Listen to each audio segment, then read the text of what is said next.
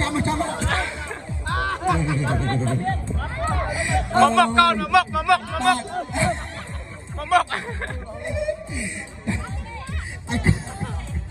អលឿនមក ចាំមកអូនណាបាទជូន5,000ហ្នឹងជូនអូនហ្នឹង5,000រៀលបាទដាក់5,000រៀលបាទទៀតកូនលឿនណាអូនអសនោះអត់5,000រៀលបាទឆ្វេងអត់ស្ដាំតិចកូនស្ដាំតិចបាទអត់ចាក់បានណាបាទអរគុណណាបាទជួបលុកបាទនេះគេអត់បានដល់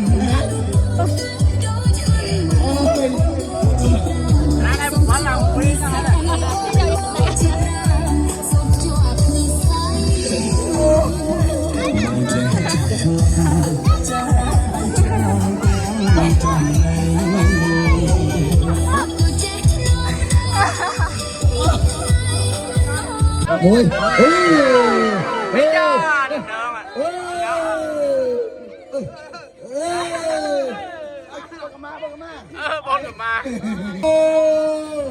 ច្រើនណាស់លោកអើយ15000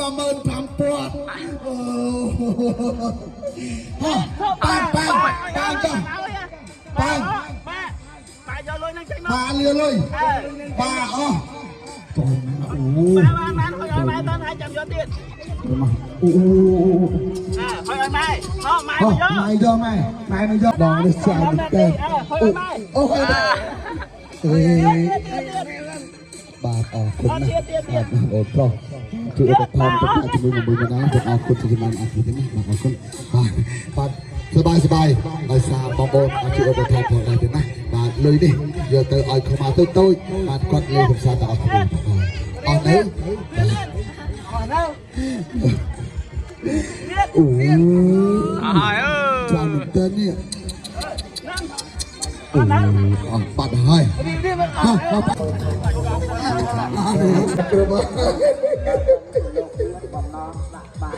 បាទហាមប្រាប់បាទដល់ប្រាប់អ្នកប្រាប់វាក្រៅជា10000តែវិញលេងតាមទីបានបាទមានចំនួន25អង្គទៀតបាទអីតែមួយក្រុមមួយពីរក្រុមពីរ